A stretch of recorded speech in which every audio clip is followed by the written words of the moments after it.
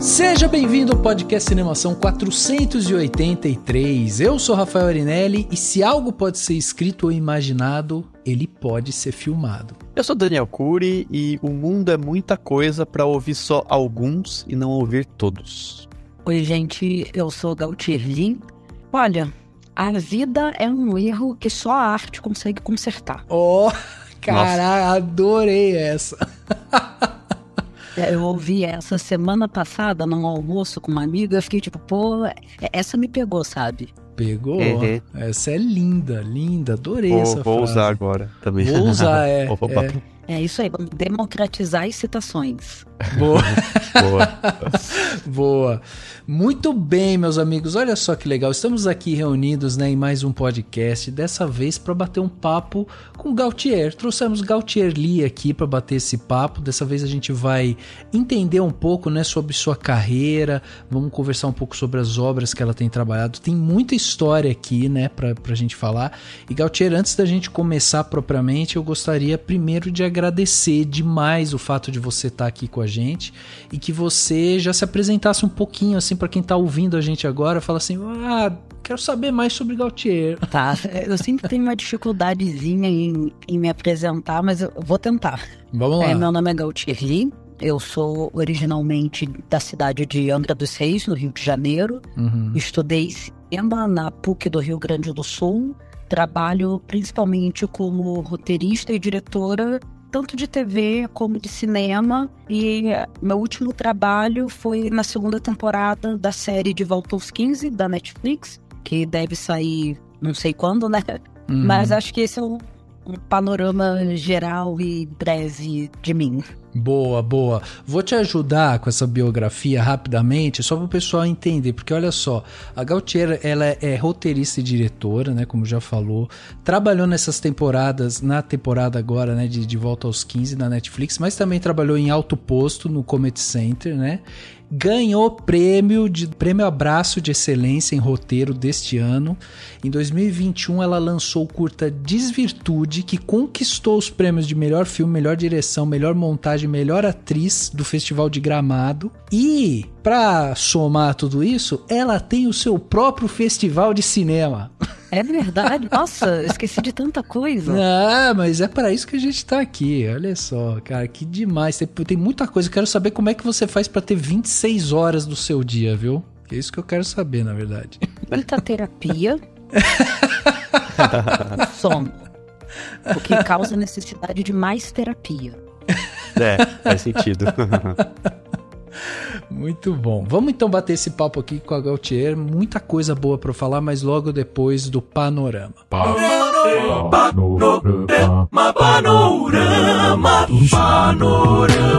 Panorama.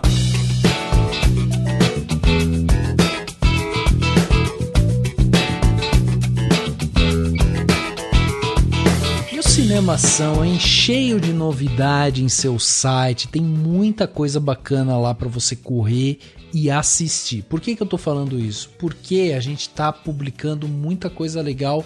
Realmente, tá, vai chegar aí, tá, além de várias críticas, né, que estão surgindo lá, tá chegando também Mostra de São Paulo, vai chegar alguns textos também que tem a ver com o Festival do Rio. Então tem muita coisa bacana lá para você acompanhar, ler e conhecer, né? Porque além de tudo, a gente tem aqui uma série de textos que envolvem não só críticas, mas envolvem dicas, análises, explicações, né? Tem muita coisa bacana, tem várias colunas lá também. Se você entrar, você vai ver, né? Por exemplo, Simplificando o Cinema, que é uma coluna da Marina Rodrigues, por exemplo, e que fala sobre toda a parte de regulamentação dentro do Brasil, né? Como que isso tá, como que a gente, né, vai resolver isso e quais são os caminhos que a gente tem que percorrer. Enfim, tem muita coisa bacana lá para você conhecer e para isso basta você acessar o nosso site, o cinemação.com, sem o cedilha, sem o tio, né?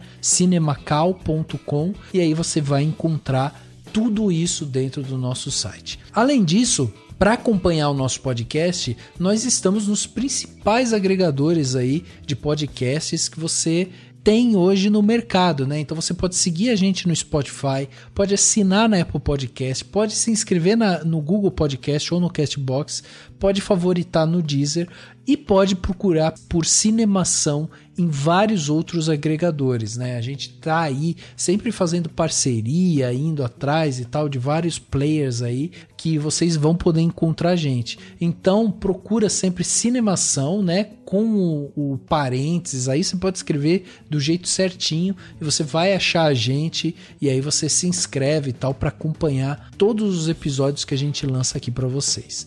E é muito importante também a gente lembrar que temos, né, uma parte aqui para quem quiser ser um padrinho do Cinemação, padrinho, uma madrinha, enfim, vai lá no cinemação.com/contribua e você vai encontrar os 3 planos que o Cinemação oferece de assinatura. Você vai lá, vai ver, cada plano oferece uma coisa diferente, é só você selecionar o plano que você quer, clica lá e você vai ser direcionado também para o Apoia-se, né? Onde você vai poder fazer sua inscrição e passar a contribuir com o Cinemação. Esse tipo de apoio é muito importante para que a gente possa manter o canal ativo, né? Para que a gente possa sempre estar aí reinvestindo no site e tornando ele cada vez mais atrativo, né? Então a gente vai fazer cada vez mais conteúdo para vocês e isso é muito importante. Então para isso você ajuda aqui o Cinemação a manter essa estrutura no ar. Quer fazer uma contribuição unitária? Não tem problema. O Cinemação também tem o Pix. E o Pix é o nosso e-mail, contato@cinemação.com. Você coloca o Pix lá, né? Essa chave Pix, o nosso e-mail. Vai aparecer o meu nome. É só você confirmar e colocar a quantia que você julgar necessária. Dessa forma você está ajudando o Cinemação a manter a estrutura no ar e possivelmente aí, né, expandir ainda mais o tipo de conteúdo que a gente faz aqui para vocês. Então para isso a gente sempre pede essa ajuda, né, esse apoio de vocês. Vai lá, seja um patrão do Cinemação. Chegando aqui na parte onde as pessoas mandaram seus comentários, né, falando o que pensam, tem um comentário super legal aqui do Daniel de Assis, que eu vou ler para vocês. Mas se você quiser fazer que nem o meu xará, o Daniel de Assis, e mandar o seu comentário, você pode fazer isso, inclusive, de todas as formas possíveis, né? Todas as maneiras de contactar a gente são possíveis. Ah, sinal de fumaça? Não, sinal de fumaça não vai rolar. Mas você pode comentar em qualquer rede social. A gente está de olho em todos os comentários das redes sociais, desde Instagram, Twitter, Facebook. Você pode comentar no Castbox, que é o único aplicativo com espaço para comentário, né, dos aplicativos aí de podcast. E você pode comentar também no próprio Cinemação, né, no cinemação.com, na postagem do podcast que você ouviu. Você vai lá e pode dizer sobre o filme, sobre o programa, sobre o podcast em geral, o que você está achando. Enfim, você pode dar o seu comentário sobre o que você quiser nesses espaços, nos espaços de comentário do site em geral também. E claro, mandar, se você preferir, pode mandar seu e-mail para contato@cinemação.com. Então manda pra gente sempre fica muito feliz de receber comentários, de receber, enfim, o seu feedback, o que você tá achando, né? Hoje a gente vai conversar aqui com a Gautier, então depois fala pra gente o que você achou da entrevista, se você quer assistir agora as coisas que ela já produziu, né? Se você vai ficar de olho e tal, passa pra gente. E o comentário do Daniel de Assis tem até um pouco a ver com o episódio de hoje, porque, enfim, né?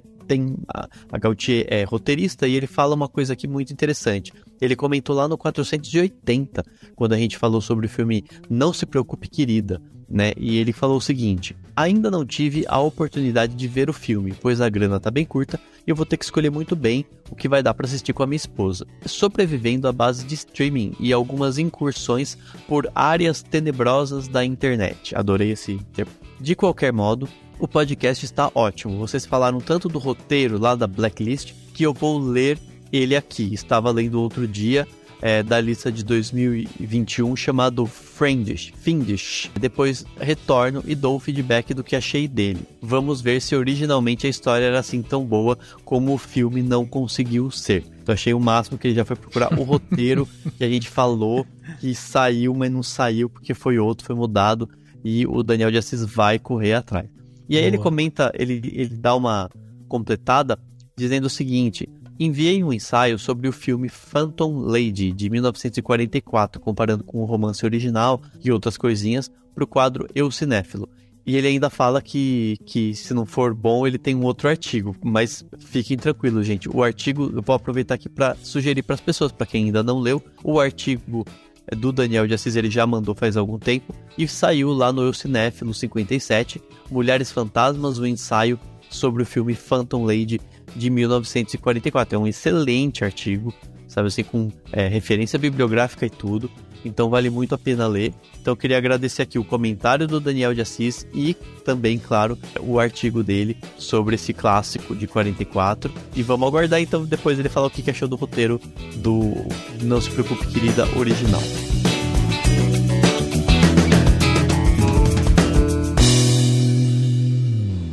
Então, minha querida, eu vi o seu post. Teve bastante repercussão, né?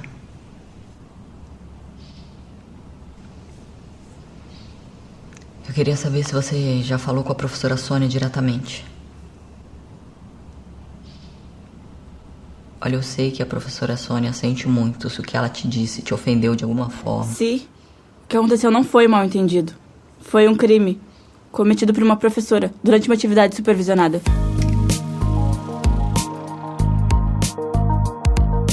Gautier, uma das coisas que eu achei mais interessante na sua história foi essa ponte aérea, né? Angra, Rio Grande do Sul. Que coisa doida essa, hein? Você saiu da praia e foi lá pro sul do Brasil lá. Foi tranquila essa transição ou não? Nossa, foi um dos piores meses da minha vida. Começo, assim, nos 6 primeiros meses, tudo que podia dar errado, deu errado. Eu não consegui a bolsa na faculdade que eu queria.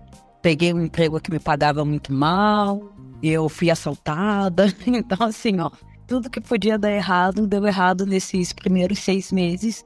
Mas depois que bateu ali a marca dos 6 meses, as coisas começaram a dar certo. Acho que principalmente porque eu fui conhecendo pessoas, sabe? Uhum. Eu fui criando uma rede de apoio, uma rede de amizade, e isso ajudou as coisas a serem muito, muito mais fáceis. Porque eu fui para Porto Alegre sem conhecer nada, sem conhecer ninguém. Então, quando eu comecei a conhecer as pessoas e a conhecer o lugar onde eu estava morando, nossa, isso ajudou bastante. É, porque eu vi que você começa fazendo direito, né? Você começa com direito depois que você migra para artes, assim, né? Vai pensar em fazer a parte de arte mesmo, né? Sim, eu fiz direito antes de me mudar para Porto Alegre. Fiquei 3 semestres matriculada. Depois eu fui para administração. Fiquei 1 semestre e meio, não deu nem para terminar o segundo, porque eu desisti. E daí, em 2015, eu fui pro cinema, consegui uma bolsa integral pelo ProUni, e daí pude estudar e consegui, de fato, concluir a graduação. Caraca, você é uma viajante mesmo. É.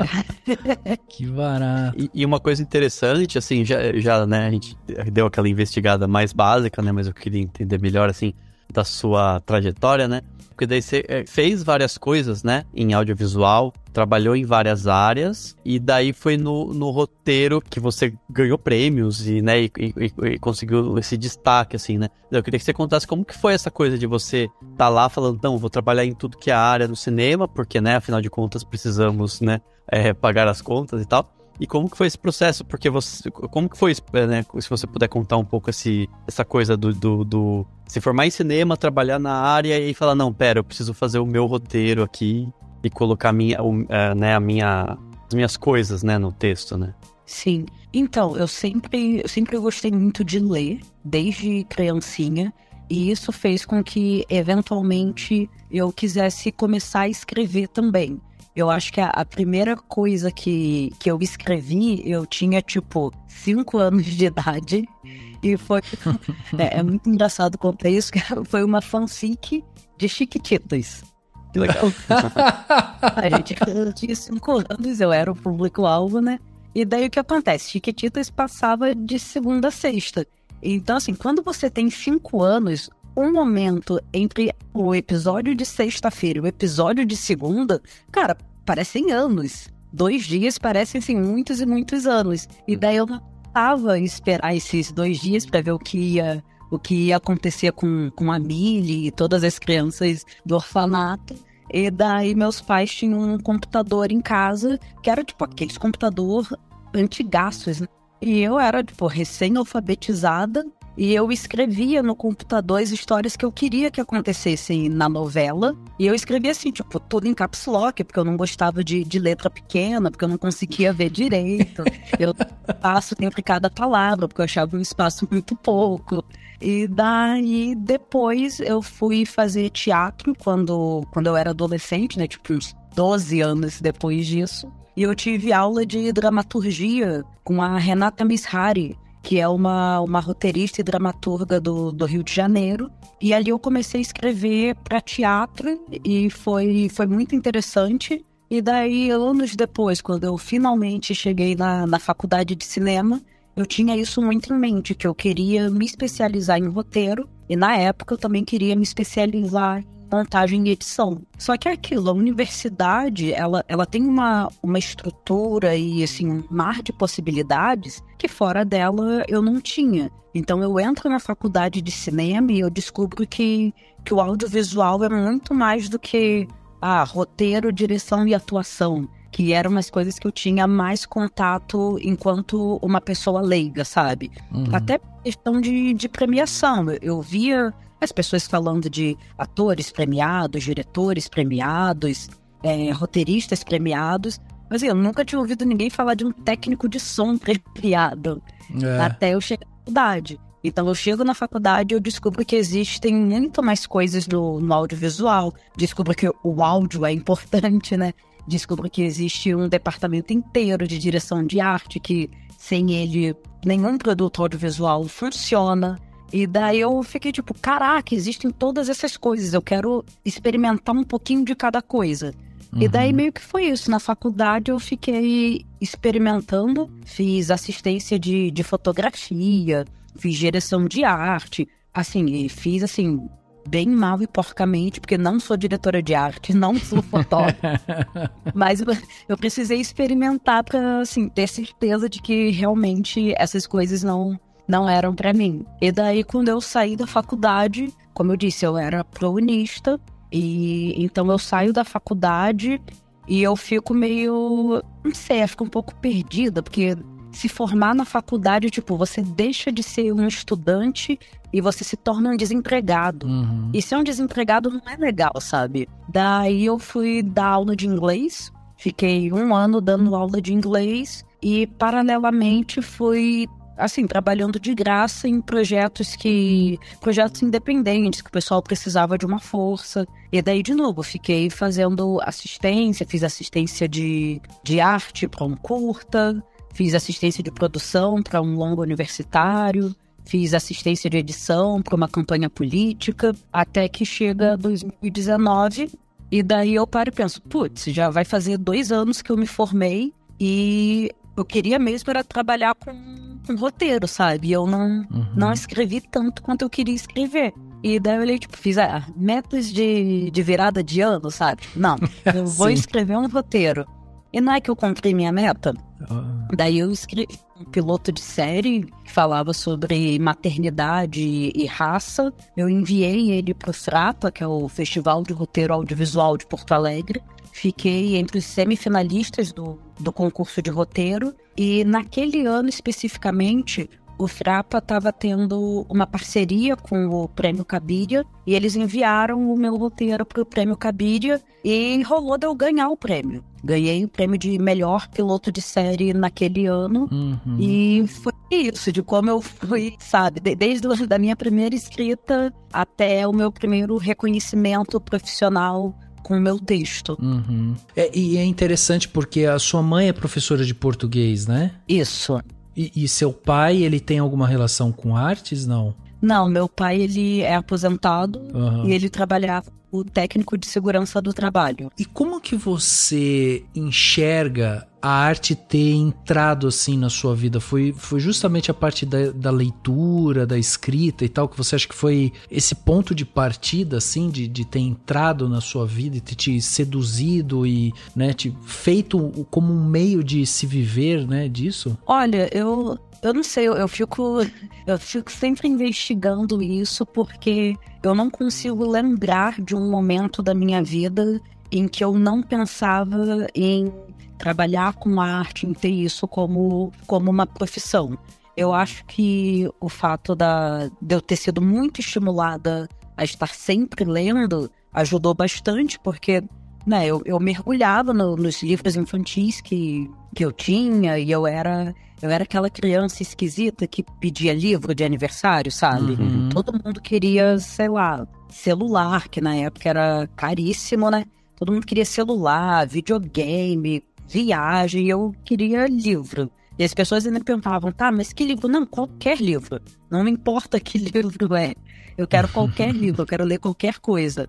E o meu pai é muito engraçado, porque eu era uma criança que eu amava ver televisão. Assim, eu era obcecada com assistir televisão, ao ponto de que nas férias eu pegava o meu caderno escolar nas páginas que sobravam e eu fazia planilhas à mão para eu anotar que horário, qual desenho estaria passando em qual canal, para eu não perder a minha programação, sabe? Caraca! E meu pai sempre brigava comigo, dizendo: você não pode ficar assistindo televisão o dia inteiro, só ganha dinheiro com assistindo televisão quem trabalha com isso. Eu tipo, então acho que eu vou trabalhar com isso. Foi meio que isso. Acabou dando certo. Ele tava te incentivando sem saber, né?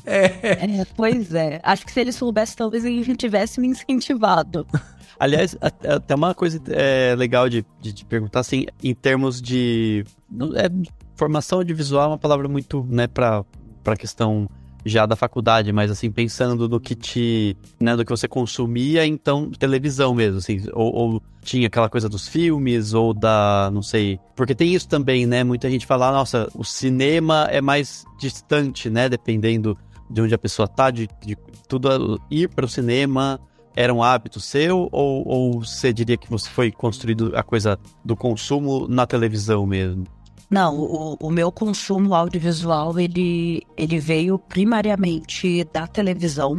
Eu fui no cinema pela primeira vez quando eu tinha, acho que 8 ou 9 anos, para assistir Harry Potter e a Câmara Secreta. Meu pai, ele odiou o filme, nossa, filme feio, escuro, um monte de monstro. E eu tava tipo, nossa, esse é o melhor filme do mundo. A primeira tinha visto, sabe, numa tela grande... Tinha toda uma magia mesmo, porque eu via filmes na sessão da tarde, eu via filmes na escola, mas eu nunca tinha tido essa experiência de entrar numa sala de cinema, ver um filme numa tela gigantesca. E como eu disse, eu era criança que via televisão, e ali nos anos 90 as televisões tinham 15 polegadas. Então eu sentava assim, a 10 centímetros de distância da TV, porque eu queria ver cada detalhe. E daí eu entro numa sala de cinema e aquela tela é gigantesca e eu fico tipo, caraca, o que é isso?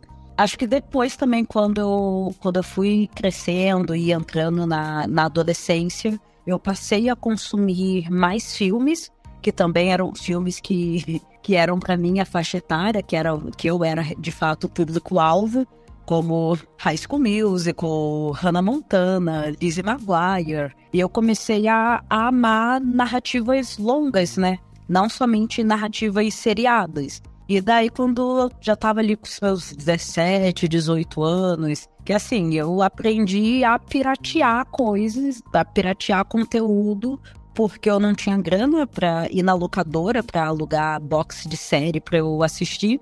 Uhum. Então eu pegava muitas séries, e o que eu gostava nas séries, que eu gosto, né, até hoje, é que elas conversam muito com o meu eu criança, porque o meu eu criança ficava inconformada de tipo, tá, eu assisto High School Musical, e ali é 1h30, 1h40 de filme, mas eu quero saber mais dessa história, eu quero ver mais desses personagens. E daí as séries me permitiam isso, porque as séries tinham sei lá, às vezes 80 horas de conteúdo com os personagens que eu gostava para eu consumir. Então foi muito essa minha construção. Eu tenho um carinho muito grande pela televisão e por narrativas seriadas no geral, e eu pendo um pouco mais para esse lado. Para mim, às vezes é até mais desafiador pensar em fazer um longa, porque é uma narrativa muito grande, e às vezes eu gosto de ficar muito tempo com os mesmos personagens. Existem momentos muito bons, existem pessoas muito boas, que é o que me faz continuar, porque eu devo surtar uma vez por semana pensando, meu Deus, vou desistir da profissão, não dá mais, mas sempre tem alguém que me traz de volta, tipo, não, cara, calma que dá sim, calma que você não tá sozinha, calma que a gente caminha juntos. E eu acho que esse prêmio é realmente um abraço de, ok, vamos junto e vamos longe.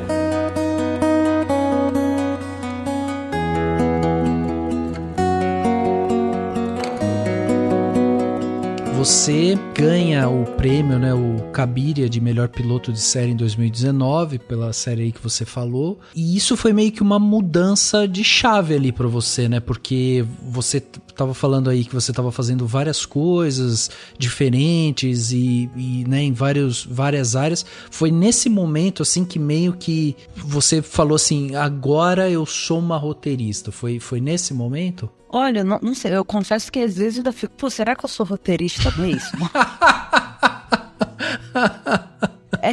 Tá bom. Porque assim, é muito complicado, às vezes bate a síndrome de impostor, porque Sim. O audiovisual ele é um processo lento, né? Então, por exemplo, esse piloto que eu escrevi em 2019, se ele for gravado e for ao ar em 2029, 10 anos depois, eu vou achar que foi muito rápido. Porque exige muitas pessoas, muito dinheiro, muito equipamento. Mas o Cabiria foi com certeza uma virada de chave. Eu ganhei o prêmio num dia. Nos dias seguintes, eu não conseguia pegar meu celular porque tinha mensagem chegando de todos os lados. Começaram a me fazer propostas de trabalho. Acabou não dando em nada essas propostas, mas pela primeira vez estavam me fazendo propostas de trabalho. E foi mais ou menos um mês e meio depois que eu recebi o convite para participar da minha primeira sala de roteiro. E aí eu fiquei tipo, talvez eu até consiga fazer isso, sabe? Mas eu acho que demorou ainda uns bons 2 anos depois do Cabiria para eu sentir confiança de, ok, sou roteirista. E nesse meio tempo, nesses 2 anos, eu dizia que eu era roteirista, né? Mas era mais dizendo pra mim mesmo do que pros outros. Porque eu achei interessante que quando a gente vai lá assistir tanto o Alto Posto, né? Como depois a gente assiste o De Volta aos 15, assistindo também agora o curta, né? O Desvirtude. Você tava falando sobre essa sua característica de gostar de série porque ela é mais longa, você consegue se debruçar mais tempo, e todas essas obras que você colocou à mão são séries que falam muito de personagens, assim, de desenvolvimento realmente de personagens. Acho que virou uma característica sua, e isso é muito bacana da gente ver, assim, esse traço, porque a gente realmente vai se envolvendo com esses personagens que vão sendo apresentados pra gente. E mesmo quando a gente assiste um curta seu, o personagem tem uma profundidade que é meio que incomum, assim, também, né? A gente já se conecta demais com quem é aquele personagem. E isso eu acho que conversa muito com você, né? Porque você mudou de cidade e trabalhou e estudou várias áreas e tal. Então você tem uma construção também que reflete muito nas suas obras, né? Eu acho que o meu processo criativo... Por exemplo, esse piloto que eu ganhei o Cabiria em 2019, eu comecei a pensar nele em 2015. Então foram 4 anos pensando no projeto, pensando nos personagens, e chegou num ponto em que, assim, se você me perguntar o que estava acontecendo com o personagem X quando eu tinha 4 anos de idade, eu sei te dizer, sabe? Porque foi um trabalho muito intenso de construção de personagem que eu fiz durante esses anos, né? E é um processo que eu gosto, sabe? Eu gosto de personagem, eu gosto de ficar criando essas pessoinhas na minha cabeça, pensando nos defeitos, nas qualidades, que conflitos eu posso trazer. Então é uma coisa que eu gosto bastante. É muito legal. Eu ia justamente perguntar isso, assim, legal, assim, tem essa questão do pensar nos personagens, no todo e nos detalhes, mas eu queria saber, assim, primeiro sei lá, qual que é a sua principal preocupação ao escrever um roteiro, no sentido de, sei lá, ou de estrutura, ou enfim, como que você inicia e qual que é o seu foco para ter esse roteiro que vai lá e já tá muito claro que são de altíssimo nível justamente pelos prêmios que você ganhou. Enfim, qual que é a preocupação principal quando você tá escrevendo, assim, fala, tá, pra eu fazer esse roteiro ficar realmente bom e tal, o que você acha que é o mais importante, assim, pra pessoa que tá lá com a mão na massa mesmo, assim, porque eu escrevo algumas coisas e tipo, pra mim tem um pouco de sofrimento na escrita, né, aquela coisa, Deus, onde eu vou e tal, né. Não, eu sempre começo a escrever sofrendo. Infelizmente faz parte também do meu processo. Mas o que eu percebi, assim, principalmente acho que nesse ano de 2022, é o quão importante é o descanso para eu conseguir produzir. Então, antes eu tentava... Já houve momentos em que eu fiquei 11 horas sentada direto, sem ir no banheiro, sem comer, sem fazer uma pausa, 11 horas escrevendo direto. E assim, é uma coisa que não é saudável, não é produtiva. Um tempo atrás eu reli esse projeto que eu escrevi em 11 horas, eu reli e fiquei tipo, nossa, pelo menos eu tentei, né? Porque...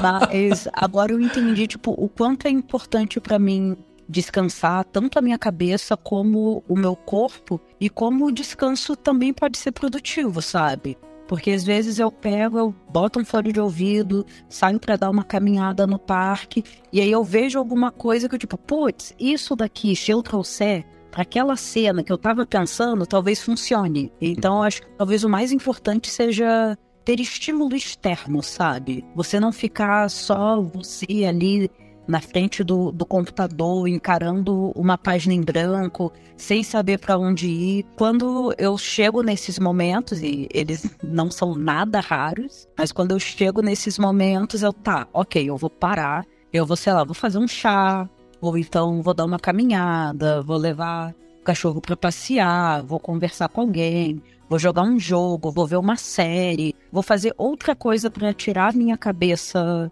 desse projeto, né?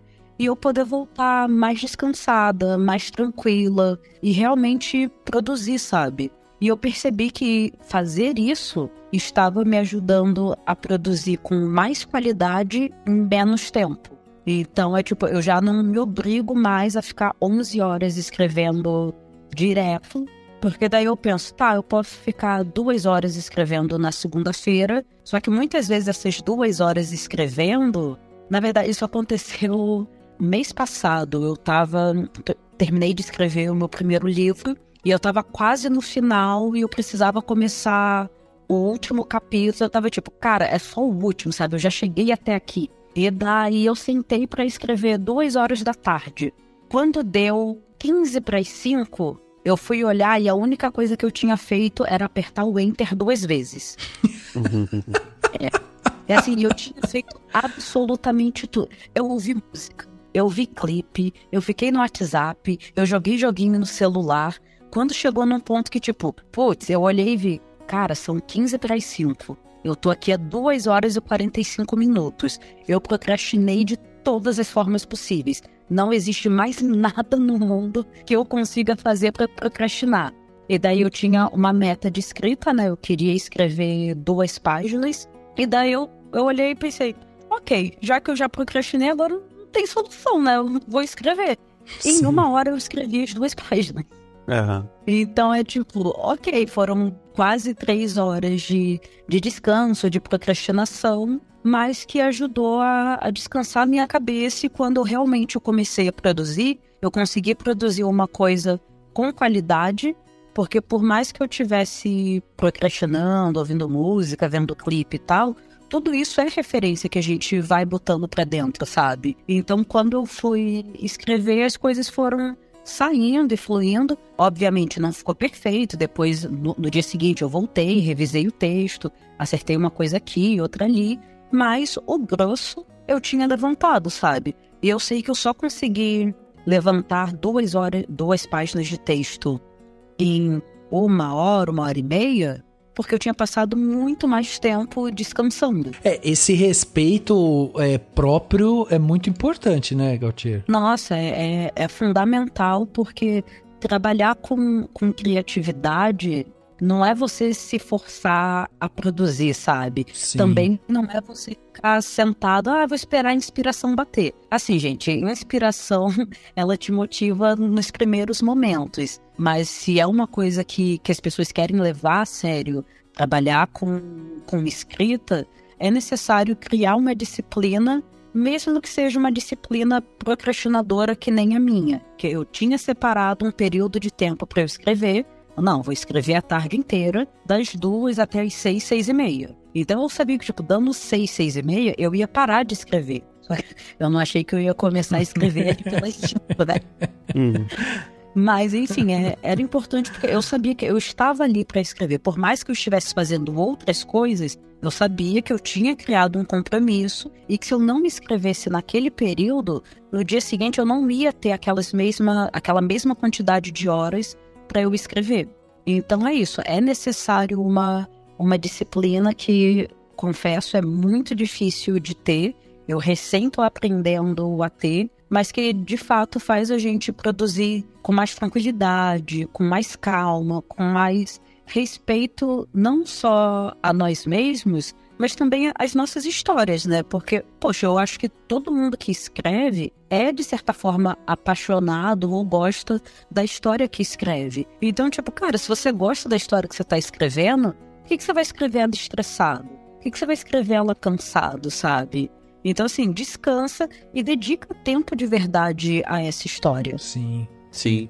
Uma coisa que você tinha comentado antes e que eu tava querendo, enfim, perguntar, e tem a ver com o que você tá falando, mas assim, daí eu fico imaginando que é outra coisa e que queria que você me contasse como que é e como que foi a experiência, que é com a sala de roteiro, né? Como que é participar, se você pudesse contar assim um pouco mais como que funciona, se é mais da questão da ideia, se dá pra dar uma procrastinada, ou se é muito em conjunto, como que funciona? Então, eu sou uma roteirista que adora sala de roteiro. Tem gente que prefere um processo um pouco mais solitário, mas eu gosto muito de participar de sala. Então, sala de roteiro, como funcionam? Basicamente, é um grupo de roteiristas, né? A menor sala que eu participei éramos 3 roteiristas, e a maior sala que eu participei éramos 9. Então, assim, não tem um número definido, exato, e pode variar dependendo do projeto. E, geralmente, existem diversas fases de sala de roteiro.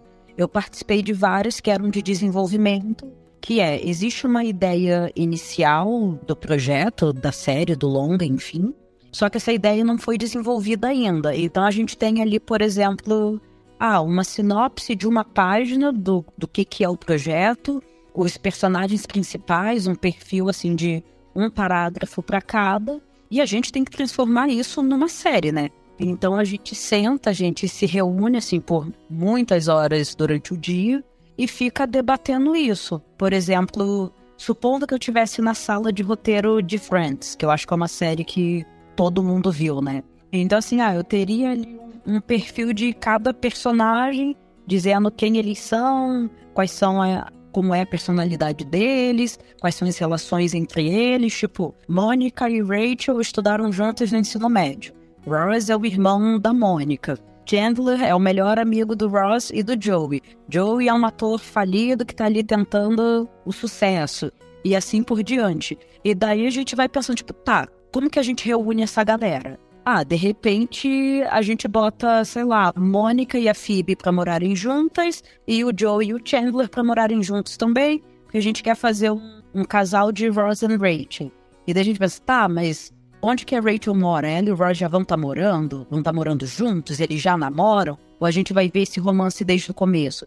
E daí a gente vai decidindo essas coisas e entendendo como que que a história vai se desenvolvendo. E daí a gente vai desde isso, né, de fazer essa concepção inicial até, de fato, escrever os roteiros que vão ser gravados. Existe algum tipo de hierarquia dentro dessas salas, Gautier? Tipo, alguém é responsável por bater o martelo e falar, não, gostei dessa ideia, vamos seguir por esse caminho. Ou é uma coisa meio, sei lá, democrática, todo mundo vota? Não, então, existe sempre um roteirista-chefe, que normalmente é a pessoa que tem um contato mais direto com a produção executiva do projeto. Então, por exemplo, De Volta aos 15 é da Netflix. Então, o roteirista-chefe era a pessoa que tinha reunião com o pessoal da Netflix, que tinha reunião com o pessoal da produtora e trazia esse feedback de volta pra gente. Então, normalmente existe um roteirista-chefe, né? Que tá nessa posição até de, por exemplo, supondo, a gente tem uma sala de 5 pessoas. Um roteirista-chefe e 4 roteiristas. Se a gente tem 2 ideias e os roteiristas estão tipo, 2 gostaram de uma, 2 gostaram da outra, o roteirista-chefe diz, não, gente, vamos pela ideia A ou vamos pela ideia B, ou tipo, gente, nenhuma das 2 está funcionando, precisamos achar uma ideia C. Tá. Existe o roteirista-chefe, existem os roteiristas, né? E geralmente a gente tem também um assistente de roteiro, que geralmente é um roteirista que está iniciando na carreira, e que depende também da configuração da sala, porque cada roteirista-chefe comanda a sala da forma que acha melhor, né? O assistente de roteiro, ele fica mais numa função quase secretarial, sabe? De fazer uma ata, que a gente saiba o que a gente falou, sabe? Tipo, por que a gente não faz, então, o Ross casar 3 vezes? E daí o roteirista assistente vai lá e diz, gente, a gente pensou nisso e vocês descartaram. Vocês querem voltar nessa ideia? Tá. Pra gente saber. E acontece porque, pensa assim, se a gente fica 5 horas em sala por dia, 5 dias na semana, e são 25 horas de conversa em uma semana, em um mês são 100 horas de conversa.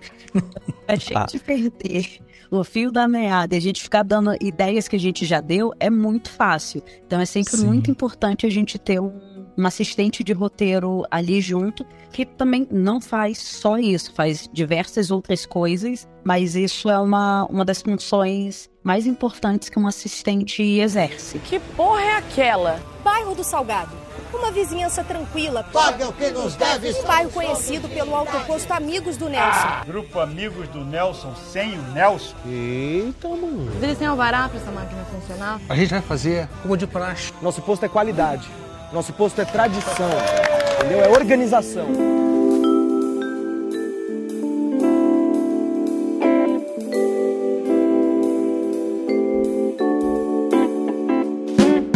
Agora, uma dúvida também, Gautier, no sentido da criação. Porque você fez bastante coisa autoral, mas hoje em dia você tá com vários, né? Você tá trabalhando para vários streamings. No caso do De Volta aos 15, ele ainda, além de ser de um streaming grande, ele ainda é baseado em um livro. Então, assim, mesmo sendo baseado num livro, de um streaming e tal, você ainda tem uma certa liberdade ali para fazer as suas criações? Ou é um pouquinho mais complicado nesse sentido, assim, de você ir lá e colocar uma coisa sua? Como que funciona essa liberdade de escrita? Eu acho que também funciona de uma forma diferente, porque num projeto autoral é meio que sou eu que decido todo, e é aquilo, né? Se não gostarem, se for ruim, a culpa é quase que exclusivamente só minha. Sim. Mas num projeto de streaming, até mesmo independente de ser baseado em livro ou não, é isso que eu disse. Tem séries que eu trabalhei que não eram baseadas em livros, mas que eu cheguei ali, eu fui convidada para participar do projeto, fui selecionada e já havia, como eu disse, esse pré-desenvolvimento, sabe? De eu saber quem são os personagens, de eu saber qual é a história que está sendo contada. E eu acho que, independente do tanto de liberdade que a gente tem ou não dentro das salas de roteiro, sempre acaba indo alguma coisa nossa, porque assim, é a gente que está pensando, são as nossas cabeças que estão pensando. tudo bem que às vezes vem feedbacks que, sei lá, que meio que matam ideias que a sala gostava, mas que a gente entende que muitas vezes, tipo, tem ideias que a sala de roteiro gosta, mas que não encaixam com o público-alvo, ou então não vão ser coerentes, e acontece, sabe? Mas eu acho que o mais interessante pra mim em sala, em relação a essa coisa de liberdade, é também entender o quanto que os executivos estão junto com a gente, porque não é essa coisa tipo, nossa, o streaming é o monstro malvadão que não deixa ninguém fazer o que quer. Cara, o streaming também quer que a série fique boa. O streaming também quer que as pessoas gostem, sabe? Óbvio, muitas vezes podem acontecer problemas de comunicação, mas isso assim, em qualquer profissão, né? Mas eu vejo muito que, tipo, quando eu tô numa sala de roteiro, todo mundo que tá naquele projeto, desde do criador, o assistente de roteiro, o roteirista-chefe, os executivos, os atores, tá todo mundo construindo aquela história junto, sabe? Então, assim, é necessário um pouco de desapego. Você não pode achar que, tipo, mas eu escrevi que o personagem disse tudo bem e o ator foi lá e disse qual é. Gente, não dá pra se apegar. E é isso, o audiovisual é um processo coletivo. E até nos meus projetos independentes e autorais, é isso, eu chamo atores para atuarem nos meus roteiros. Esses atores trazem contribuições. Então não tem como eu achar que, tipo, não, as coisas vão só acontecer do jeito que eu quero, porque o projeto é meu. Sendo que, tipo, a partir do momento que eu chamo alguém para atuar, alguém para fazer a fotografia, alguém para captar o som, alguém para editar, o projeto vira nosso. Ele pode até ter partido de mim, mas ele acaba se tornando uma coisa coletiva, porque não tem como. Audiovisual é uma arte coletiva. Perfeito. E até para deixar claro, né, para quem tá ouvindo a gente, Gautier trabalhou voltando, de Volta aos 15, que é da Netflix, o Alto Posto, que é do Comedy Central, e ela ainda tem para sair aí uma série da Globoplay e outra da Amazon, que devem estar em produção, devem sair em 2023, ou seja, Gautier está em vários streamings aí, né? Sim, felizmente. Tive a sorte de que depois da minha primeira sala de roteiro foi meio que sendo uma bola de neve positiva, sabe? Que a primeira chamou a segunda, que chamou a terceira, que chamou a quarta e assim foi indo. Tá, e aí tem um ponto que eu queria entrar com você, que eu acho que é interessante da gente pensar, que é justamente essa transição entre a escrita e a direção que você faz. Em que momento, assim, que você falou, quero dirigir agora? Então, isso foi depois da faculdade. Em 2018, o meu curta, que foi meu TCC, né, o Vinil, ele foi selecionado pro Festival de Gramado e a gente tava, tipo, muito animado porque, poxa, a gente era universitário, recém-formado, era o nosso TCC, que era muito... É muito bebê, né? É muito, tipo, um filho coletivo da nossa equipe. E daí a gente entra no Festival de Gramado e eu fiquei, tipo, caraca, tipo, olha que legal, o filme que eu escrevi, ele tá em um dos maiores festivais do Brasil, sabe? Tipo, é possível, foi uma parada que eu fiz literalmente como um exercício de faculdade. E daí, depois do festival, eu fiquei pensando, pô, gostei disso, hein?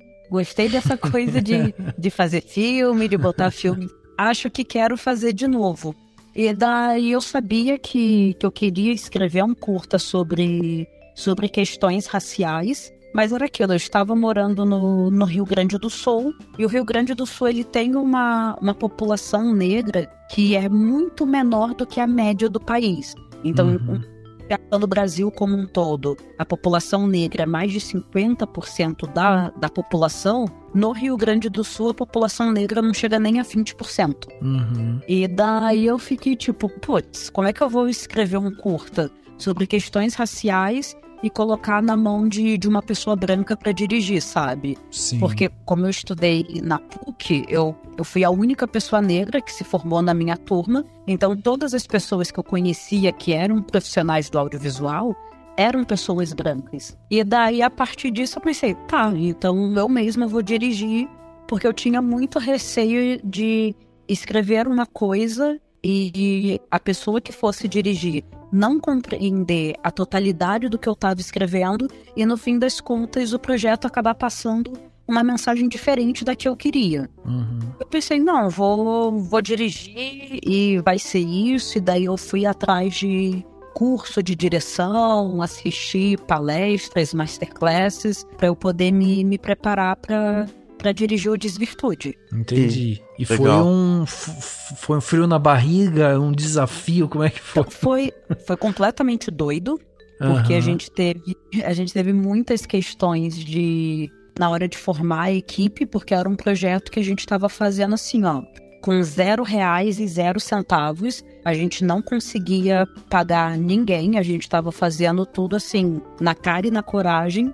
E daí eu fui chamando pessoas com quem eu gostaria de trabalhar e acabou acontecendo de que várias dessas pessoas aceitaram, porém receberam propostas de trabalho remuneradas e tiveram que aceitar essas propostas. E, tipo, nem julgo, porque, né, Sim. Todo mundo tem que pagar conta.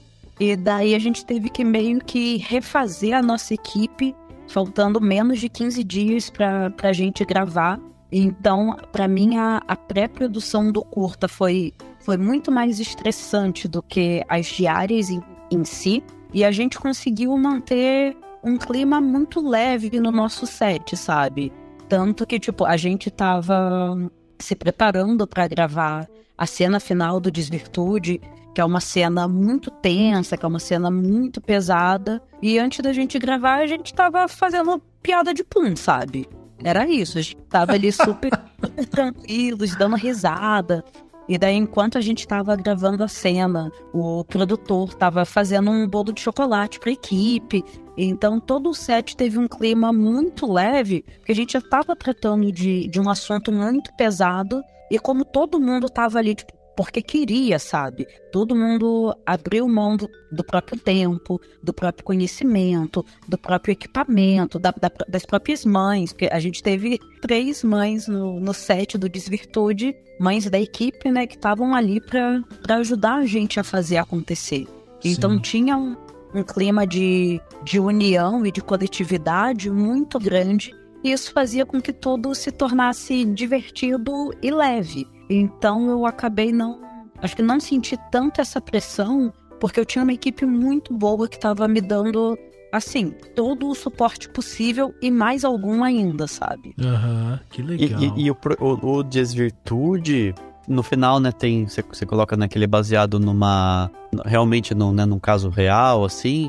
Assim, como que foi essa coisa de falar, tá, preciso falar desse assunto e...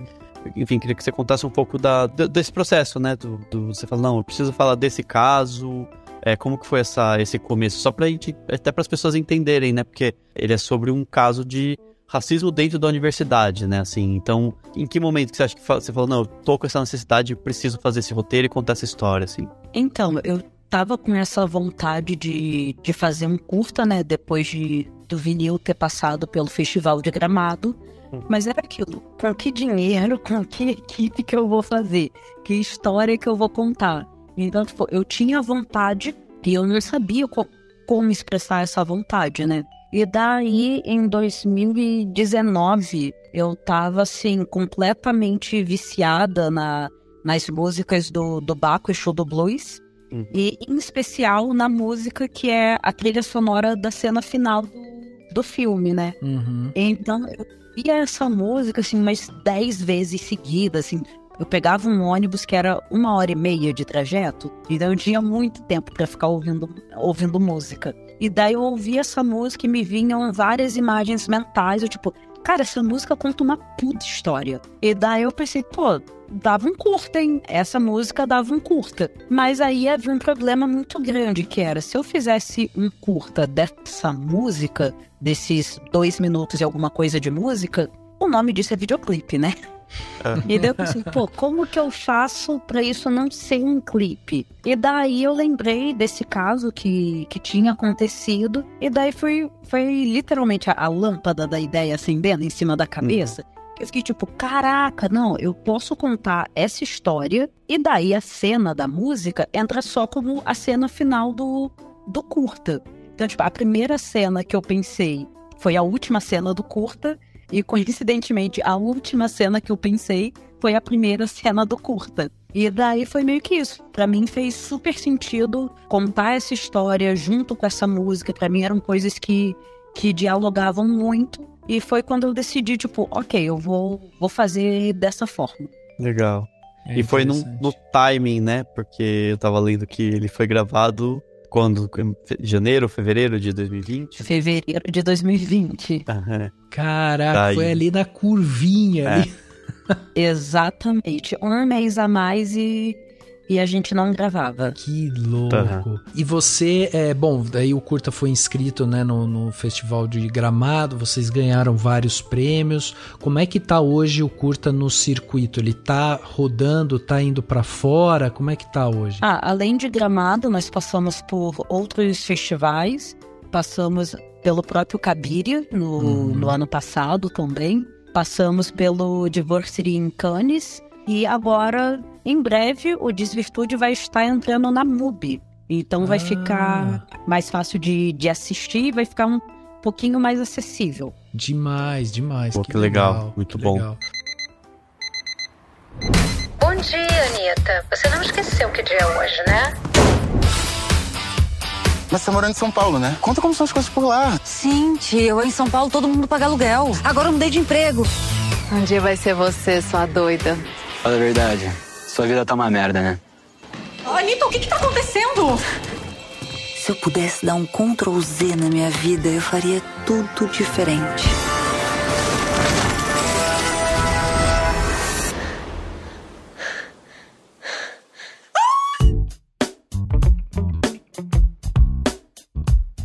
Altier, tem uma coisa que eu tava pensando aqui enquanto você tava contando um pouco dessa história, né, por trás do Desvirtude, dessa transição que você fez, né, pra direção, que me chamou a atenção o seguinte: a gente falou aqui no podcast um tempo atrás, a gente fez uma análise sobre o filme o Marighella, né, dirigido pelo Wagner Moura, e a gente falou também sobre o Medida Provisória, dirigido pelo Lázaro Ramos. E uma das coisas que ligam os dois filmes, que foi um dos temas que a gente levantou aqui quando a gente analisou os filmes e tudo mais, é o diretor de fotografia. Que o diretor de fotografia de ambos os filmes é o Adrian Tejido. Ele é argentino, um homem branco, né? Ele trabalhou nos dois filmes.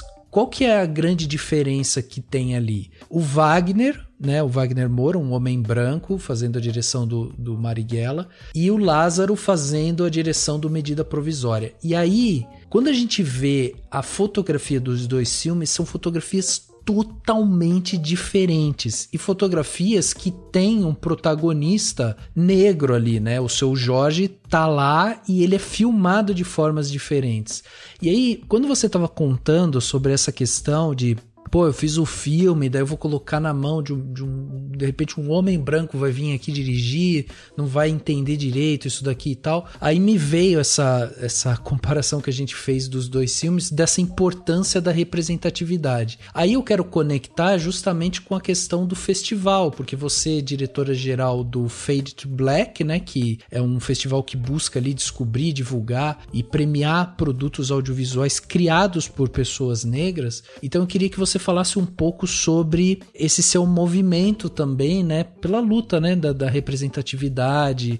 Você também já falou sobre o ProUni também. Então, assim, você tem uma carreira, né, muito voltada também para isso. Eu queria que você falasse um pouco sobre a importância da representatividade, como você se vê nesse lugar hoje. Então, o Fade to Black, ele nasceu porque eu amo festivais de cinema. Qualquer festival de cinema que eu puder tá podendo me meter pra assistir palestra, assistir filme, fazer network, eu tô sempre tentando ir.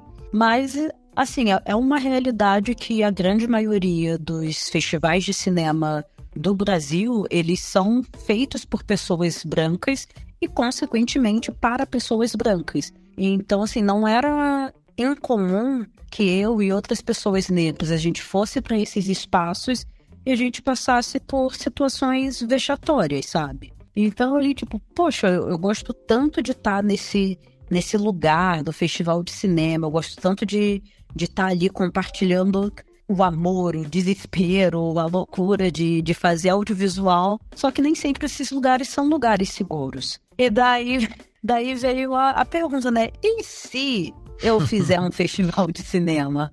E daí eu comecei a pensar sobre isso, rascunhei algumas ideias. E isso foi uma ideia que surgiu bem no comecinho da pandemia, não tinha muito o que fazer, né? E daí, como em final de 2020 vieram os recursos da Lei Aldir Blanc, eu repensei esse projeto, né, essa vontade, organizei todo, enviei para um edital e fui contemplada. E daí pude realizar o Fade to Black.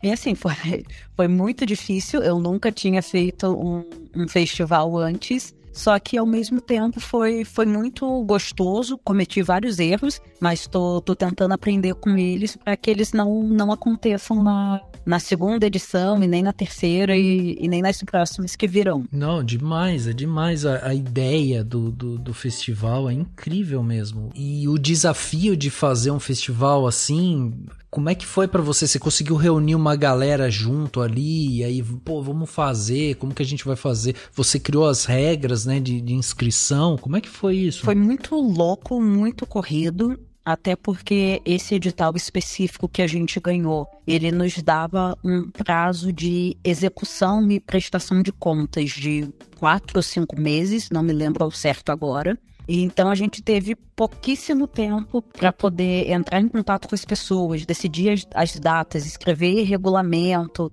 E assim, eu tive uma equipe também ótima, mas muita coisa também ficou para eu fazer. Então eu entrava em contato com as pessoas que eu queria que palestrassem. Muitas delas eu já conhecia por ter passado por laboratório junto com essas pessoas, por consumir trabalhos dessas pessoas. E daí eu fiquei também na vontade de ter nomes de fora do país. Então eu comecei a procurar e me conectar com roteiristas e cineastas negros de outros países.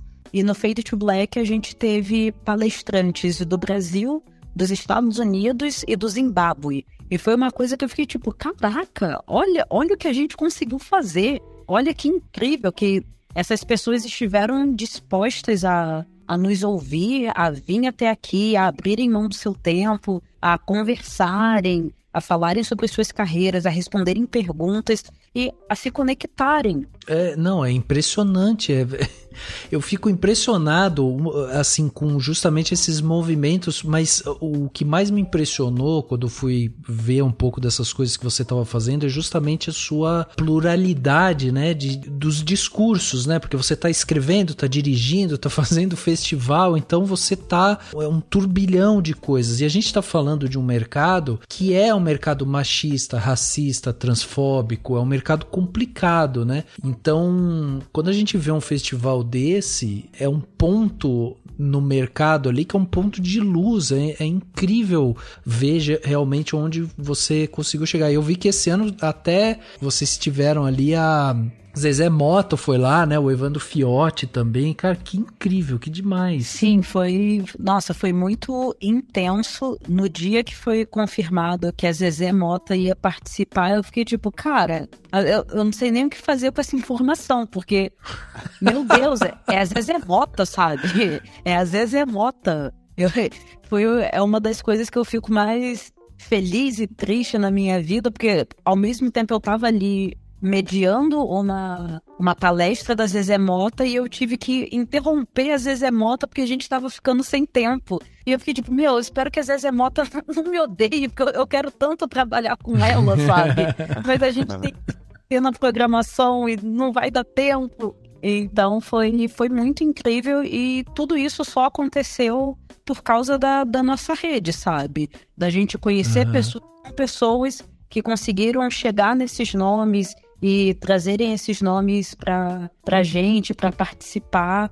E foi simplesmente incrível. Uma coisa que eu acho que tem relação com o seu trabalho, que eu queria saber o que você pensa disso, assim, porque assim, quando a gente fala de diversidade, de representatividade nas diversas áreas do audiovisual, né, de você ter roteiristas, pessoas, enfim, na direção de fotografia, etc. E aí você contando também da sua formação, você quando criança, assistindo lá, desde Chiquititas até High School Musical, e você tá hoje fazendo, né, produção, e no caso, eu tô indo especificamente pra série De Volta aos 15, né, que é uma série que com esse público, com essa temática, essa coisa de adolescente, que tem uma diversidade muito interessante, né, nos personagens. Como que você vê essa relação com aquilo que te formou lá atrás, assim, pelo que eu me lembro aqui, né, pensando, ainda não tinha tanta diversidade, ou não tinha tantos referenciais e tantas pessoas estando, né, presentes nessas séries,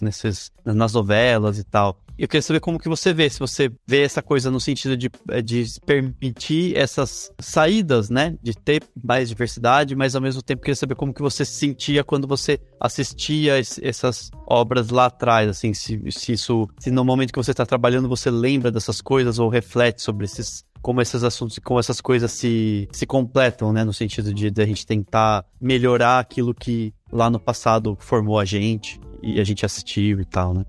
Eu acho que pra mim é exatamente isso, é melhorar o que a gente assistiu no passado.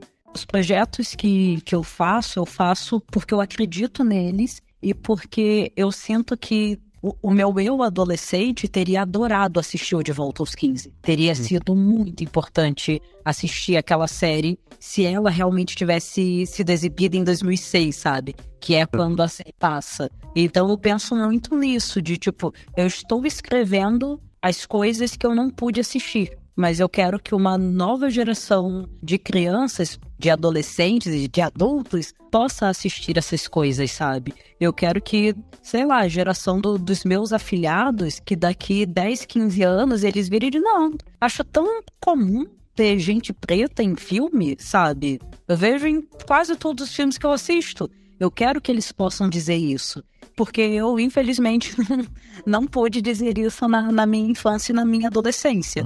Então eu penso nisso, pra mim, essa construção de futuro, pra mim é apenas uma reconstrução do passado. Eu escrevo muito pra criança que eu era, pra adolescente que eu era, muito mais do que pra adulta que eu sou agora. Então esse tem sido o meu movimento. Você comentou até do Harry Potter, né, que você foi ver no cinema e tal. Harry Potter é um negócio que tem personagens, a maioria, né? Acho que todos os personagens negros em Harry Potter são quase que figurantes, né? Eles estão lá só pra dar aquela... E tem os de origem indiana, né? Que são super importantes na sociedade britânica, mas também eles estão lá só dando uma... né? Só passando assim no cantinho, né? Sim, mas eu também acho que é um reflexo da pessoa que escreveu, né? Porque a pessoa que escreveu é uma pessoa branca. Então faz sentido que ela escreva uma coisa que tem majoritariamente pessoas brancas. Assim como faz sentido que eu, enquanto pessoa negra, escreva coisas, pelo menos nos meus projetos pessoais, que os personagens são majoritariamente negros. Sim. Não, exatamente, é isso que eu tô... Porque é isso que eu fico pensando, assim, que eu já ouvi muitas histórias, né, de muita gente falando, nossa, eu cresci, adorava, sei lá, desenhos da Disney, mas eu nunca vi ninguém igual a mim, eu tinha que me imaginar ou projetar de uma outra forma, porque não tinha, né, então tem essas questões, né, assim, que eu acho muito importantes e que eu espero que, assim, os ouvintes, né, do podcast e as pessoas que refletem, né, sobre isso, entendam de que isso só acontece quando você tem uma diversidade aí em todos os espaços do audiovisual, né? Em todas as carreiras, as profissões. Né? Sim, exatamente. Gautier, deixa eu te perguntar uma outra coisa, voltando um pouco para a parte de produção e tudo mais. Você contou um pouco pra gente aqui sobre sua história, né? E o fato de você ter ido para outro estado, né? Para aprender e tal. E eu queria saber se hoje você tem alguma coisa que você pensa em fazer, se você já tiver e já tiver isso na gaveta aí e não quiser contar, não tem problema. Mas eu queria saber se você tem alguma coisa que você gostaria de escrever, que você, assim, fala, nossa, eu queria muito fazer uma série de fantasia, um troço medieval, contar a história de sei lá o que. Tem alguma coisa assim que você fala, nossa, eu tenho muita vontade de ir por esse caminho aqui? Nossa, tem tanta coisa que eu quero fazer. Eu também tive muita sorte que eu consegui já fazer muitas das coisas que eu queria. Eu consegui escrever comédia, consegui escrever drama, consegui escrever infanto-juvenil, já escrevi terror. Não é a minha praia, mas já escrevi. Então, assim, eu sou muito, muito aberta a tudo. Eu acho que as coisas que eu mais me distancio são de terror, suspense e true crime, porque são coisas que eu não sou consumidora, porque eu tenho muito medo, gente. Eu não sirvo para isso. Mas que de vez em quando eu tento assistir para entender também o que está sendo feito dentro desses gêneros. Então, eu acho que uma coisa que eu quero continuar escrevendo mais comédias. Eu tô numa vibe muito de comédia e de infanto-juvenil, justamente por serem conteúdos mais leves. E a gente tá num momento, especialmente agora, né? Especialmente essa semana, que ele tá tão tenso, sabe? Um momento político, econômico, social que tá tão tenso que, pra mim, escrever histórias mais leves, mais divertidas, também tem sido super terapêutico. E eu acho que eu vou seguir por esse caminho ainda por mais alguns projetos, apesar de eu ter um projeto de curta que é um pouco mais dramático, mas não é nem de longe tão dramático quanto Desvirtude. E eu acho que o que eu mais quero mesmo é continuar desenvolvendo o meu estilo, sabe? O meu estilo de direção, o meu estilo de escrita, porque por mais que eu já trabalho profissionalmente, já escrevi coisas que eu escrevi estão sendo gravadas, vão ser lançadas, já dirigi coisas, ainda assim eu me formei agora, em 2017. Então tem 5 anos que eu me formei. Então eu sei que eu ainda tô bem no começo da minha carreira. E eu quero ver para onde essa carreira vai me levar. E eu quero continuar melhorando, e continuar estudando, e continuar me desafiando a fazer coisas diferentes. E queremos um longa, viu, Gautier? Não é por nada não, mas o fã-clube aqui já tá assinando petição aqui. Então, reza a lenda que talvez no próximo ano saia. Olha aí. Reza a lenda. Não posso dar mais detalhes, são apenas rumores, vocês não ouviram de mim. Não. Mas existe essa tá sendo cotada. Pô, vou acalmar a base de fãs, então. Vou acalmar, porque estavam fervorosos aqui. Pô, porque é muito legal, realmente. E você tava falando de que você escreveu muita coisa. Você também quer seguir por esse mesmo caminho com a direção, assim, tipo, você, se alguém te chamar, fala assim, pô, eu tenho aqui um projeto, queria que você dirigisse pra mim. Você também tá aberta a ir tentar também? Com certeza. É um desafio diferente, né? Eu acabei de passar por isso. Eu dirigi o álbum visual Samba às Avessas, da cantora Pamela Amaro. E daí a gente fez esse filme do álbum, que não fui eu que escrevi. Então era um lugar diferente, porque eu já tinha escrito coisas que eu dirigi, eu já tinha escrito coisas que eu não dirigi, porém eu nunca tinha dirigido algo que eu não escrevi. E isso aconteceu pela primeira vez esse ano. Inclusive tá disponível no YouTube, é só jogar lá, pesquisar Samba às Avessas, que nosso filme tá lá. E foi um processo super interessante, porque eu tive que me colocar nesse outro lugar de ser apenas diretora e de manter ali a visão que a roteirista tinha criado pro filme, né? Mas também trazer a minha perspectiva de uma forma balanceada, que não ofuscasse ela e também não deixasse aquém, sabe? Acho que eu consegui fazer isso. Se eu não conseguir, olha, gente, eu tentei muito, eu juro. Sabe o que a gente acha de você? Não. E nem quero saber. Nada é orgânico. Eu amava essa comunidade. Gente, VHS. Cara, eu tenho 30 anos. O que eu faço agora? o sistema.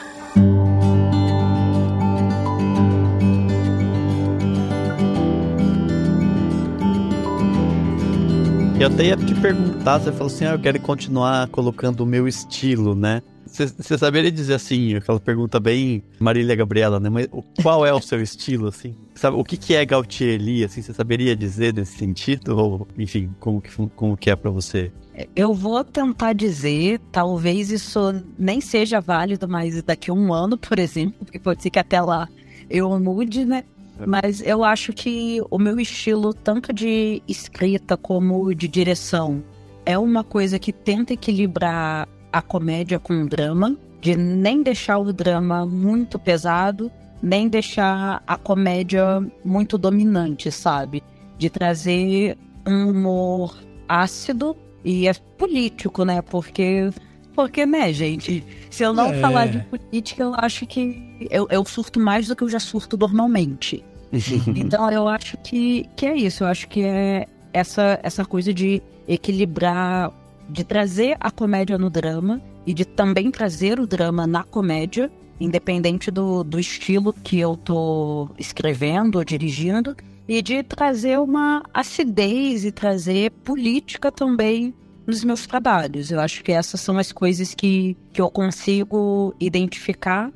E eu percebi recentemente que eu tenho uma paixão por plongés absolutos, que é quando a gente coloca a câmera lá no teto e a atriz, o ator, o objeto lá no chão. E eu notei que eu fiz isso em todos os meus trabalhos. Eu fiz isso no Desvirtude, eu fiz isso no Samba às Avessas, eu fiz isso no Transfusão, que é um show virtual que eu dirigi também.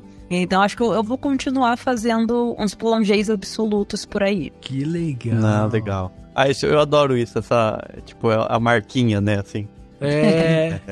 Olha aí. Legal. Não, e foi uma coisa super sem querer, que eu sabia, obviamente, né, que eu estava fazendo plongés absolutos, e agora no Samba às Avessas, que foi o último que a gente gravou, eu virei pro diretor e falei, tipo, pô, e se a gente botar essa câmera lá no teto, sabe?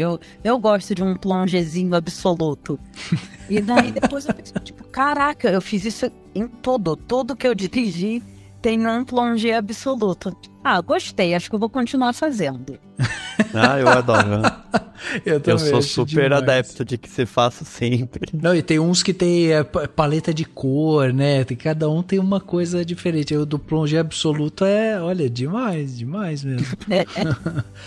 Gaultier, outra coisa que eu ia te perguntar é o seguinte: tem muita gente que escuta a gente aqui no Cinemação que são pessoas apaixonadas por cinema, né? E que ou estão estudando cinema ou querem entender um pouco mais sobre o cinema. A gente tem um mote aqui, né, no Cinemação, que a gente tenta desconstruir o cinema, justamente para, né, entender todos esses meandros ali dentro dele e tal. Aí o que eu queria te perguntar é o seguinte: como é que tá hoje a sua família, sabendo que você saiu de um direito, uma profissão super quadradinha, que tem que seguir ali as leis, né, e tal, e aí você tava lá com aquela carreira que você era advogado, aquela coisa bem, né, e aí de repente, Gaultier é artista, gente, é isso. Como é que eles ficaram assim? Eles aceitaram de boa no começo ou ficaram malucos com você? Olha, não ficaram muito contentes, não. Mas daí também foi aquilo. Como eu sabia que eu não ia ter um suporte para seguir nessa carreira, eu meio que fui tentando fazer as coisas por conta própria. Daí consegui a bolsa do ProUni, porque eu sabia que ninguém ia pagar para eu estudar cinema. E foi uma coisa que, tipo, eventualmente, eles meio que aceitaram e se conformaram, e foi isso. Mas hoje mamãe chora assistindo. Quem me criou foi a minha avó. Tá. E ela entendia muito bem, tipo, o que eu estudava, o que eu fazia. E era meio isso, daí eu tentava explicar, ela não entendia, e daí meu TCC era de horror, minha avó gostava de ver conteúdo infanto-juvenil, então uma coisa meio dissonante, mas que eu tentava explicar, tipo, avó, tô fazendo um laboratório de roteiro com o pessoal da Globo. Ela conhece a Globo. É.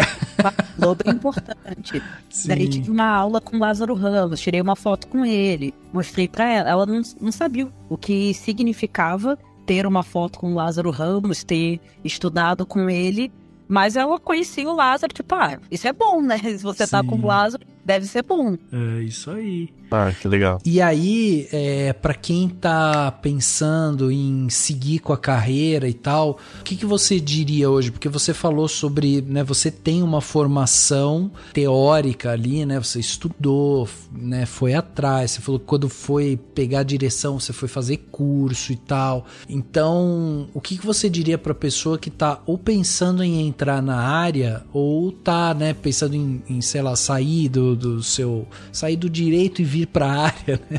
O que você diria para essa galera que tá querendo começar a viver do audiovisual, né? Olha, eu diria, primeiro, para estudar, segundo, para ter paciência, porque muitas vezes as coisas demoram bastante para acontecer, e não é uma demora de 1-2 meses, são demoras de anos às vezes. Sim. E terceiro, para fazer terapia, porque é muito complexo.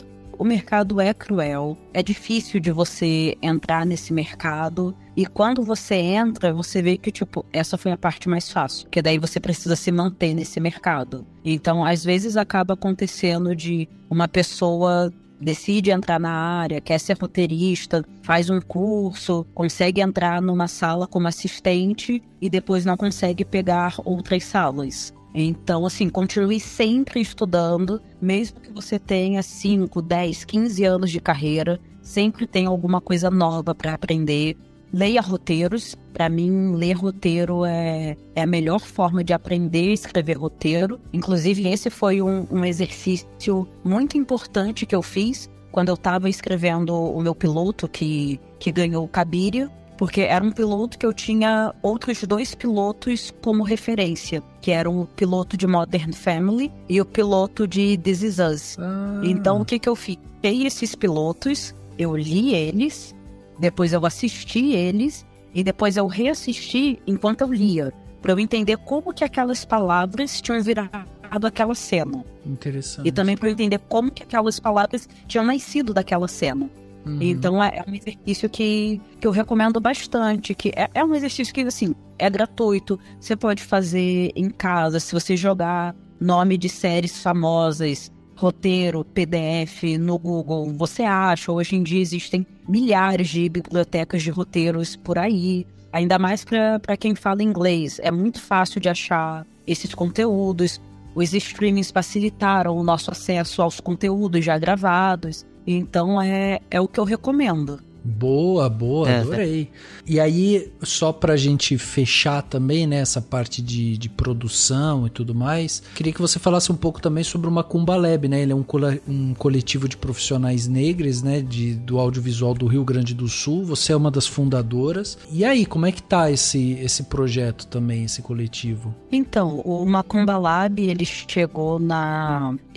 surgiu em 2018, se eu não me engano, 2018. E ele começou quase como um grupo de estudos que era voltado para roteiristas negros. E daí a gente compartilhava materiais, se reunia presencialmente, debatia esses materiais, mas também acabou virando um lugar de acolhimento, porque a gente chegava lá, a gente estudava, a gente ficava tipo 1 hora estudando, e depois mais 2 horas falando das nossas vidas pessoais, sabe?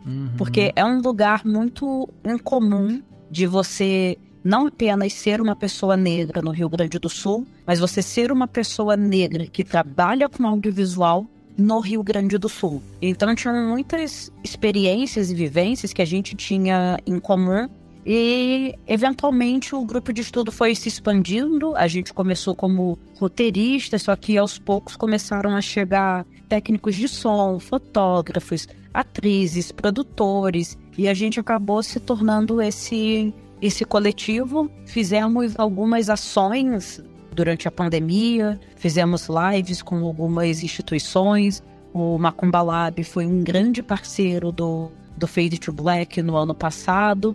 E agora a gente está num momento de reorganização para poder entender quais serão os nossos passos e como que a gente continua fazendo o trabalho que a gente acredita. Porque também é um coletivo, todo mundo que trabalha no coletivo trabalha de forma voluntária. A gente não tem nenhum tipo de financiamento. Então é isso, é uma coisa que a gente é muito apaixonado, que a gente quer fazer da melhor forma possível, mas é aquilo, vivemos num sistema capitalista, muitas vezes precisamos trabalhar, muitas vezes não, né, gente? Sempre.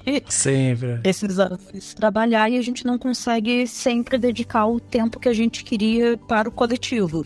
Então agora, nesse momento, a gente está se reorganizando, se reestruturando, entendendo o que é possível fazer com os poucos recursos que a gente tem. E por mais que você tenha se formado faz 5 anos, você tem sentido, você até comentou um pouco sobre isso, né, por conta de ser um coletivo no Rio Grande do Sul e tal, que acabou virando, né, um lugar de acolhimento e tal, mas você tem sentido desaceleramento do mercado depois de tantos problemas que a gente teve, né, com a Ancine e né, todas essas partes de fomentos, né, que foram cortados e tal. Você sentiu isso? Porque você teve você teve uma curva muito legal justamente ali no começo da pandemia e agora, né, tá escrevendo pra caramba, fazendo coisa pra caramba, ainda conseguiu, né, fazer esse festival com ajuda também, né, e entrando no edital e tudo mais. Mas como que você tá vendo hoje a situação do audiovisual brasileiro? Eu não acho que vai desacelerar, pelo contrário, eu acho que esses anos de pandemia que a gente ainda está vivendo, né, eles impediram que muitas produções acontecessem. Uhum. Então tem muita coisa que só está sendo gravada agora, mas que, por exemplo, deveria ter sido gravada em maio de 2020. Tá. Mas era simplesmente impossível. Então eu acho que ano que vem muitos conteúdos novos vão chegar, a gente vai escrever, mercado, né, vai escrever muita coisa nova e eu acho que vem muita coisa legal por aí.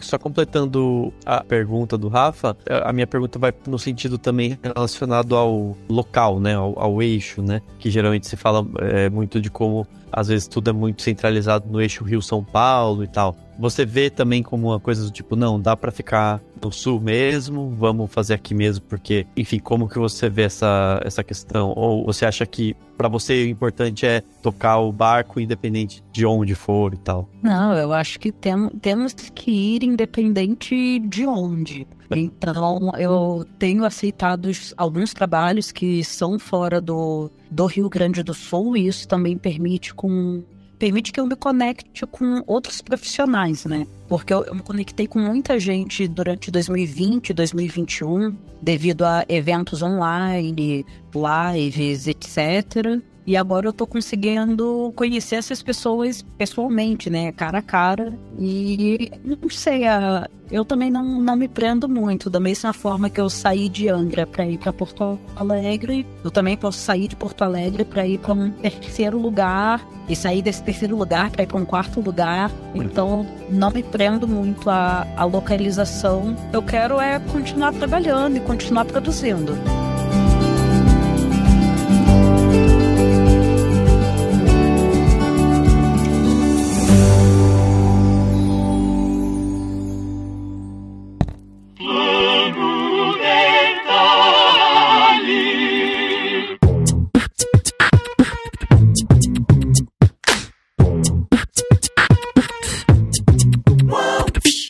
Detalhe da semana, né? Aquele momento onde a gente dá dicas aqui para os nossos ouvintes, né? Aquele momento que você pode pegar sua caderneta aí e anotar tudo que a gente vai falar. Dan, vamos começar dessa vez com você. O que você trouxe pra gente aí de bom, de Plano Detalhe? Vamos lá, eu vou indicar 2 filmes que estão em exibição na Mostra de São Paulo, né? O primeiro é o filme Terceira Guerra Mundial, que é um filme iraniano, que, enfim, está sendo exibido na mostra, mas eu imagino que ele deve se chegar em breve, enfim, num circuito comercial.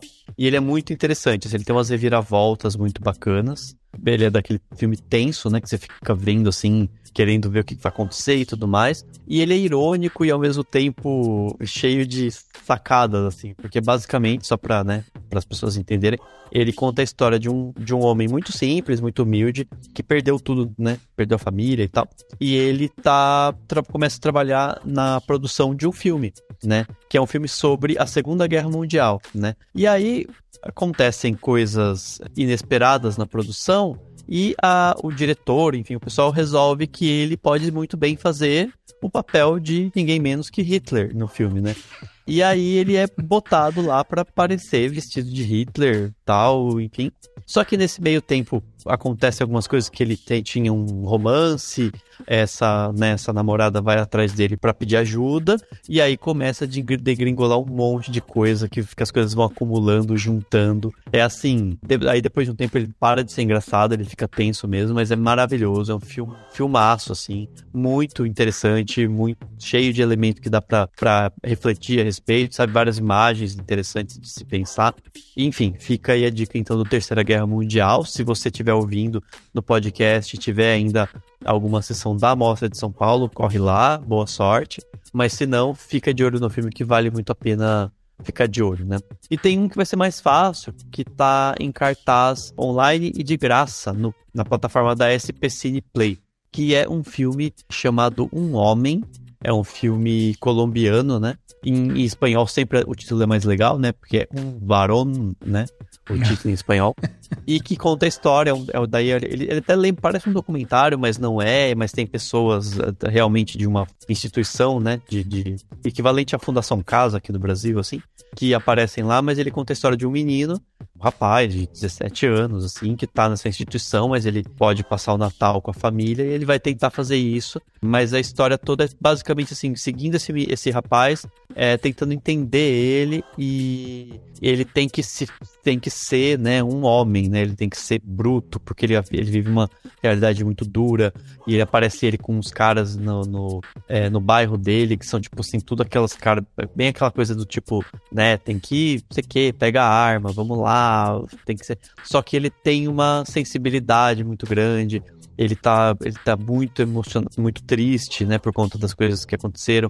Ele quer, é muito interessante, sabe? Você vê que ele quer chorar no colo da mãe dele, é tudo que ele quer, sabe? Mas ele precisa ser esse homem, assim. Então é um filme bem interessante e que tá de graça na plataforma da SP Cine Play. Quando o podcast sair, vai ter ainda mais alguns dias aí de Mostra de São Paulo, ele provavelmente vai estar disponível, então dá pra assistir de casa tranquilamente, quem quiser, de qualquer lugar e tal, e acho que vale a pena. Muito bom, muito bom. Então tá aí, ó, 2 filmes, lembrando você, ouvinte, né, que tudo que a gente tá falando vai ter aqui link no post desse podcast, então é só você ir lá ver o nome da pessoa que ela indicou, aí você vai lá, clica, já vai ser direcionado pras coisas e tudo mais. Gautier, e você, o que trouxe de bom pra gente de Plano Detalhe? Então, eu trouxe um filme também, legal, que tem sido meu filme favorito do ano até agora, que é o Marte 1, do Gabriel Martins.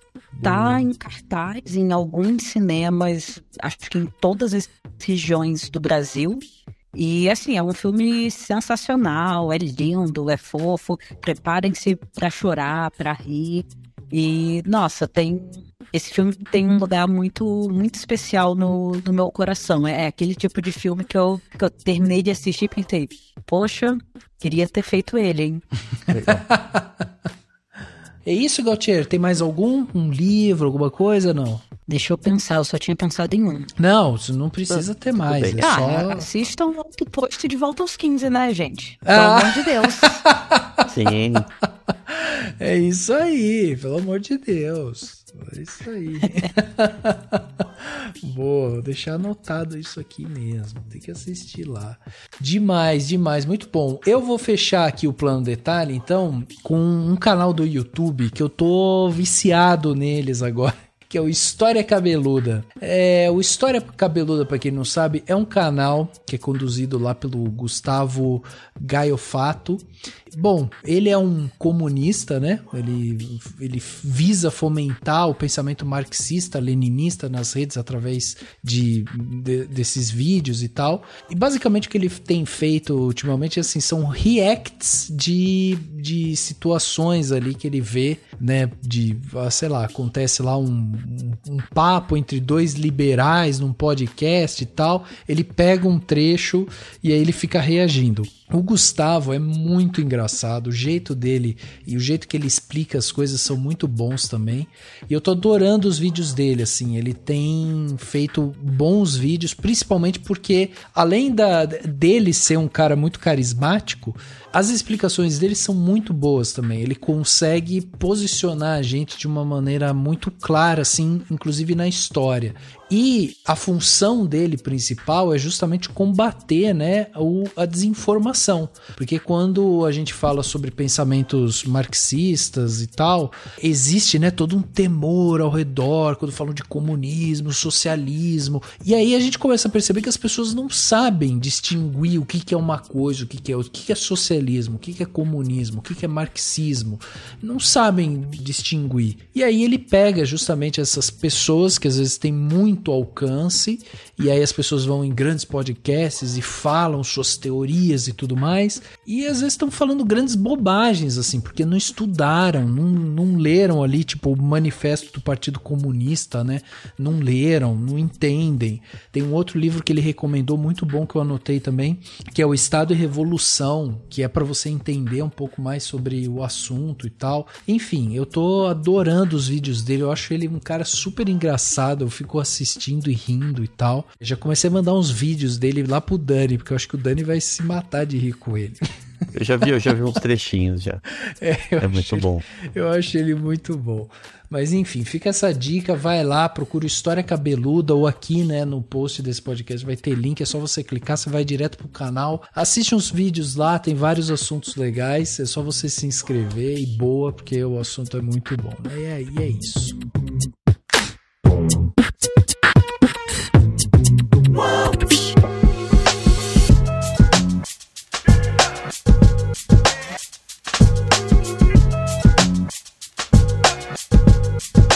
Chegando aqui no final do podcast Cinemação 483, batemos esse papo espetacular aqui com Gautier Lee. Papo que pra gente foi uma aula, Gautier. Foi assim, incrível saber mais da sua história, saber tudo que você tem feito. Já vou te falar aqui, sem colocar pressão, que você já ganhou 2 fãs aqui, que vão ficar de olho.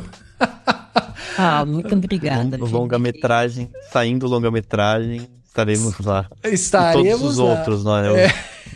De casa também. Exatamente. Muito obrigada, gente. Pra você ter uma ideia, eu fui lá assistir o De Volta aos 15, que era uma coisa que não tava no meu radar, vou ser sincero com você, não estava. Eu falei, não, vou lá assistir. Comecei a assistir, cara, que coisa divertida, que gostoso que é assistir. É leve, é uma coisa super de boa, meia horinha na Netflix, rapidinho você vai lá, assiste. É uma delícia assistir. E o texto é muito bom mesmo, porque ele é um texto leve, ele é engraçado, né? Muito legal mesmo. Então, parabéns pelo seu trabalho, parabéns por toda a iniciativa, o ativismo, a vontade de ir lá, de fazer, de, né, se propor, se desafiar, de estar ali pronta para enfrentar, né, esses desafios. Então, a gente só tem que agradecer demais, agradecer sua presença aqui com a gente, ter doado o seu tempo para vir aqui, né, falar com a gente, com os nossos ouvintes. E eu queria que você deixasse redes sociais, meios de contato, quem quiser acompanhar mais de perto os seus trabalhos, como que faz, onde que te encontra? Eu tô no Twitter, no Instagram, no LinkedIn. Eu tô em todas as redes, @GautierLee em todas, então não é tão difícil assim de me encontrar. E qualquer coisa é só mandar uma DM ali no Twitter, no Insta, que quando eu vejo eu respondo, às vezes eu não vejo, mas quando eu vejo eu respondo. Ah, demais. Legal. Gautier, obrigado de novo, viu? A gente adorou de verdade, muito obrigado. Eu que agradeço, gente. Foi uma honra estar aqui com vocês. Que delícia, que bom. Dani, obrigado também por mais uma gravação, podcast sensacional. Sensacional, adorei. Sempre bom essas aulas, né, pra gente aprender mais coisa. Brigadão, Gaultier, pela participação. Tô super feliz também com esse episódio. E é isso, pra todo mundo que tá ouvindo, vamos torcer pra, quem sabe, 2023 a gente vai ter um pouquinho mais de estímulo ao audiovisual, né? Pra mais produções aí. Semana que vem mais feliz, né? Tomara. Nossa, com certeza.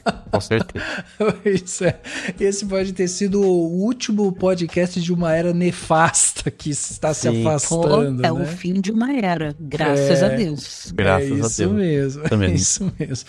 Votem com consciência, acima de tudo. É isso. Gente, obrigado.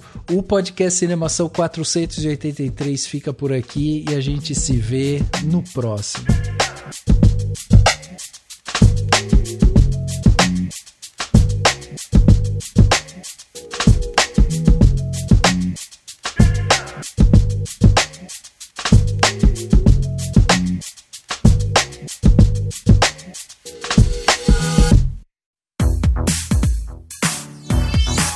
Esse podcast foi editado pela Isso Aí Design. Tudo isso é forma com função. É design estratégico. É isso aí.